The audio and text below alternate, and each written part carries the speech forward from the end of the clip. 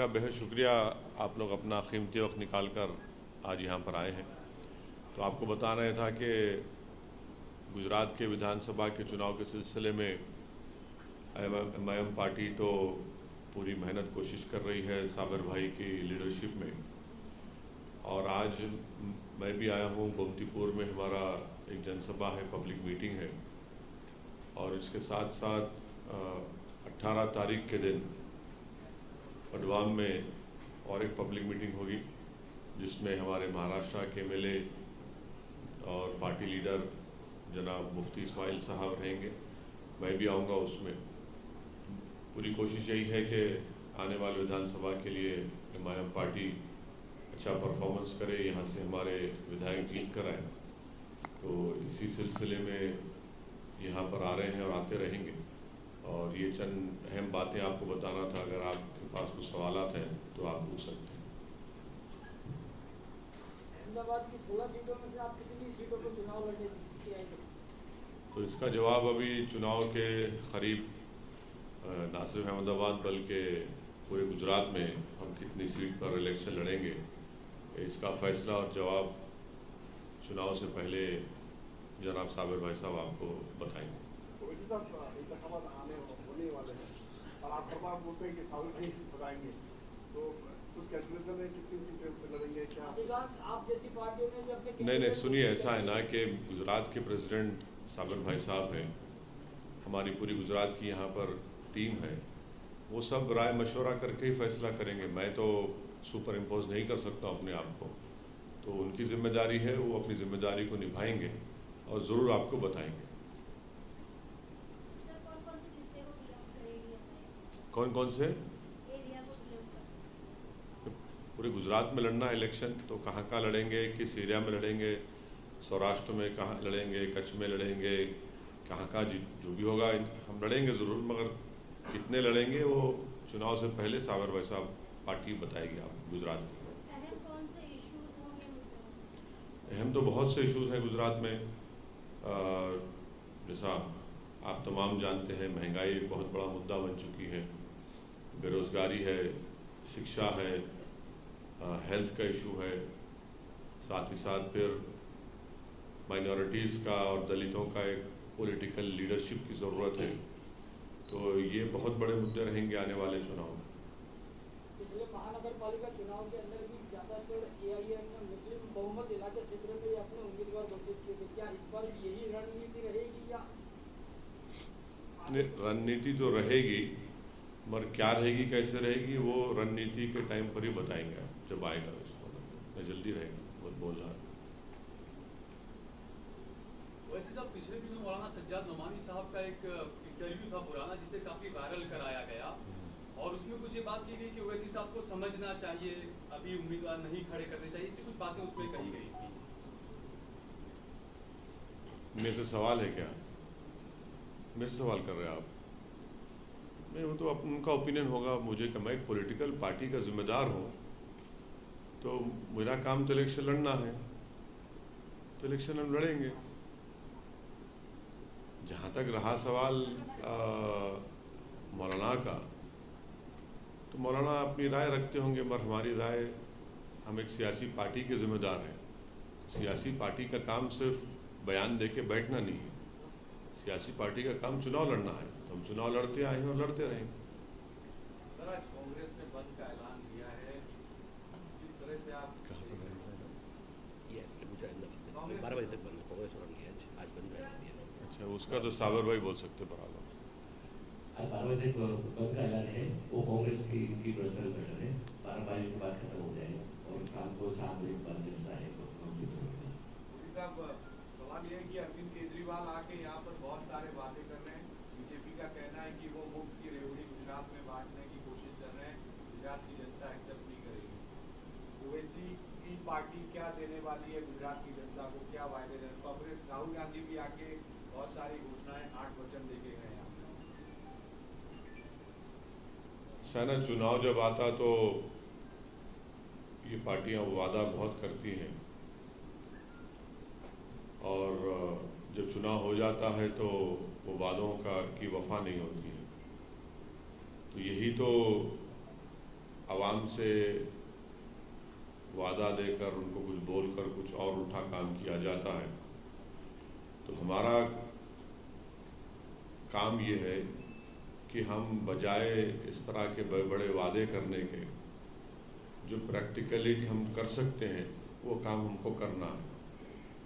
और जनता भी, आवाम भी इस बात को जानती है कि सब चुनाव के हम बड़े बड़े वादे करते हैं कि मैं आसमान से तारे तोड़ कर ला कर दूँगा, और उसके बाद ना तो तारे हाथ में आते ना वो नज़र आते। तो ये इस तरह की राजनीति चलती है, मगर आवाम अब देख रही है, महसूस कर रही है। जैसा कि प्रधानमंत्री नरेंद्र मोदी ने 2014 में कहा था कि हम 2 करोड़ नौकरियां देंगे 1 साल में, अब जाकर वो उन्होंने कह दिया कि 2024 तक हम 10 लाख नौकरी देंगे, यानी हर साल 5 लाख देंगे। फिर जिसको आप रेवड़ी कहते हैं वो तो सब लोग कर रहे हैं, प्रधानमंत्री करते हैं, कॉर्पोरेट टैक्स माफ़ हो जाता है बड़े बड़े इंडस्ट्रियलिस्ट का, बैंक में उनका लोन जो है वो वेव हो जाता है। तो असल प्रॉब्लम ये है। रहा सवाल कांग्रेस का, अब कांग्रेस के बारे में क्या कह सकते हैं? कांग्रेस पार्टी में ही खुद एक बहुत बड़ा इख्तलाफात और बड़े बड़े उनके लोग छोड़ के जा रहे हैं। जहाँ तक आम आदमी पार्टी की बात है, मैं आपको बता रहा हूँ कि आम आदमी पार्टी में और बीजेपी में कोई फ़र्क नहीं है। ये सब ऐसे ही बातें करते रहते हैं। और बिल्किस बानो का, जिन्होंने उसका रेप किया, उनकी माँ की और दूसरे लोगों की हत्या की, आम आदमी पार्टी उस पर कुछ बोलती नहीं है। तो ये सब इस तरह की चीज़ें होती हैं चुनाव से पहले, मगर इनको समझना चाहिए कि जनता बहुत होशियार हो चुकी है, समझ चुकी है इन बातों को, और वो अपने वोट का इस्तेमाल सही तरीके से करने वाली है। जितना ये वादे करते जा रहे हैं, लोग इतना ज़्यादा इनको देख रहे हैं कि भाई ये लोग फिर से वही पुरानी आदत पे आ चुके हैं। ठीक है, अब आप भी देखेंगे चुनाव में गुजरात के जनता अपना फैसला अच्छा तरीके से सुनाएगी।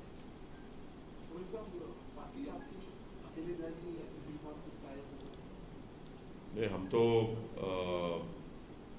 इस सिलसिले में साबर भाई साहब बाज़ लोगों से बातचीत कर रहे हैं। जब वो बातचीत हो जाएगी तो फिर बताएंगे आपको किसके साथ होगा, अलायंस जो भी होगा। वैसे साहब, क्या देश कभी मंदिर मस्जिद की राजनीति से आगे भी निकलेगा या नहीं? देश की राजनीति, क्योंकि अहमदाबाद से करीब किराना की एक दरगाह थी, वहाँ पर भी मंदिर बना दिया गया। कल ही गांधीनगर के करीब एक खबर आई, वहाँ पर भी एक मजार था, उस पर भी जो भगवा झंडा लहरा दिया गया, इस तरह की खबरें आ रही है। तो पूरे देश में मंदिर मस्जिद की राजनीति ही चल रही है, ऐसा लग रहा है।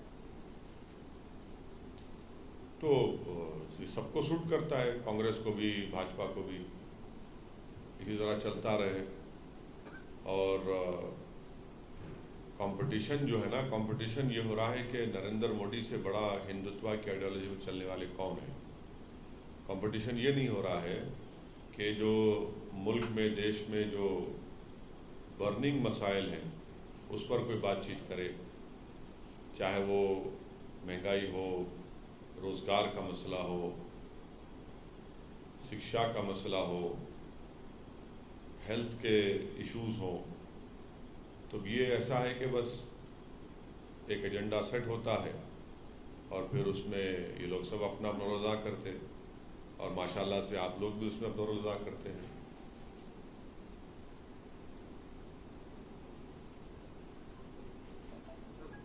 और कुछ सर? 2024 के चुनाव को लेके विपक्ष एकजुट हो रहा है, नीतीश अपना गुट बना रहे हैं। क्या बना रहे हैं? नीतीश कुमार अपना गुट बना रहे हैं, हाँ। शरद पवार अलग लगे हुए हैं।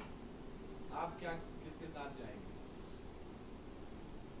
देखिए, 2024 के लिए नीतीश कुमार का आप नाम लेते हैं, मगर जब गुजरात में जो प्रोग्राम हुआ था 2002 में, उस वक्त तो नीतीश भाजपा के साथ थे।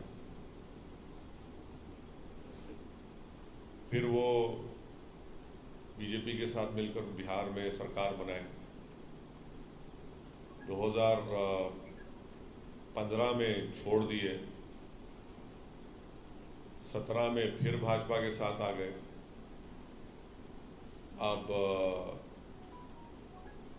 फिर अब छोड़ दिए हैं, फिर किसी के और के साथ चले गए हैं।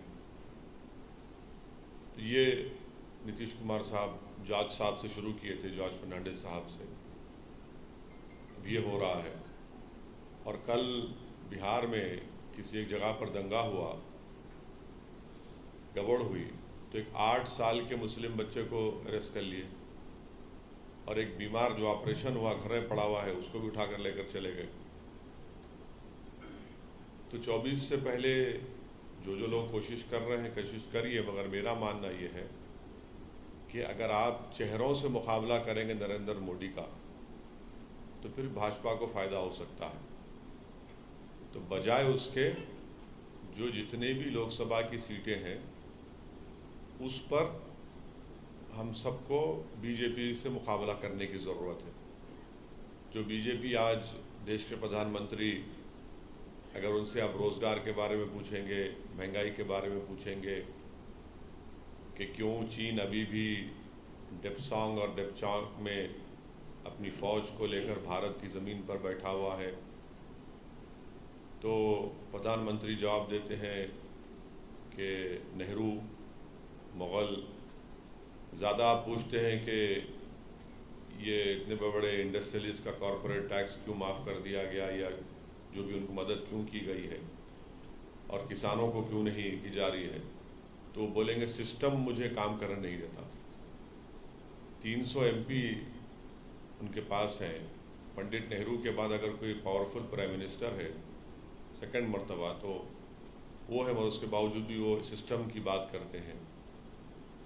तो इसीलिए मेरा मानना ये है कि अब इस देश को एक कमज़ोर प्रधानमंत्री की ज़रूरत है। ताकतवर तो देख लिए, अब कमज़ोर चाहिए ताकि वो कमज़ोरों की मदद कर सके। ताकतवर की मदद कर रहा है, वो बेचारा कमज़ोर तो कुछ देख रहा ही नहीं है। तो मेरी ख्वाहिश ये है कि खिचड़ी सरकार बने, क्योंकि गुजरात की खिचड़ी, हैदराबाद की खिचड़ी मुख्तलिफ होती है, यूपी की खिचड़ी मुख्तलिफ होती है। और जैसा कि आपको याद होगा कि एक शिमला की एक हमारी महिला ने कहा था कि प्रधानमंत्री नरेंद्र मोदी ने किसी ज़माने में उनको खिचड़ी बनाना सिखाया था, तो वो भी खिचड़ी अलग है। तो इस देश को इस तरह की खिचड़ी सरकार की ज़रूरत है। तो कमज़ोरी बन जाए प्राइम मिनिस्टर, तो कमज़ोरों का फ़ायदा होगा, क्योंकि ताकतवर बन रहे हैं तो ताकतवरों को ही फ़ायदा हो रहा है, कमज़ोरों को नहीं हो रहा है। तो 24 के लिए ये कोशिश होनी चाहिए। और देखिए क्या क्या होता है। 24 में यकीनन भाजपा के पास 300 MP हैं, और गुजरात में आप जानते हैं कि एक भी सीट कांग्रेस पार्टी के पास नहीं है। 84 में एक मुसलमान MP बने थे, उसके बाद से अब तक कोई नहीं बना है। तो ये सब चीज़ें हैं, देखना है कि कैसा होगा 24 के लिए। तो अभी टाइम है, पहले गुजरात का चुनाव हो जाए असेंबली का, फिर उसके बाद आगे आगे देखते हैं क्या क्या होता है। कितनी का माने मतलब सभी दल जो है एक साथ मिलके हैं? नहीं, देखिए, जब 2004 से 2014 की सरकार थी UPA की, हम 2012 में UPA को छोड़ दिए थे, क्योंकि वो लोग उस वक्त आंध्र प्रदेश में कम्युनल राइट्स ये वो सब गड़बड़ करा रहे थे। मगर एक बात तो आपको मानना पड़ेगा कि GDP का ग्रोथ रेट 8-9% था, अब हमारा 3-4% पे आ चुका है। अब बीजेपी से आप बोलेंगे तो बोलेंगे नहीं, कोविड आ गया था, फिर यूक्रेन, भाई कोविड से पहले भी हमारा ग्रोथ रेट गिरा हुआ था। तो इसीलिए देखिए, कोई कमज़ोरी बन जाए तो वो देश के कमज़ोरों को मजबूत करेगा। तो कमज़ोरों के लिए ज़रूरी है ये चीज़, 24 का चुनाव बहुत बड़ा।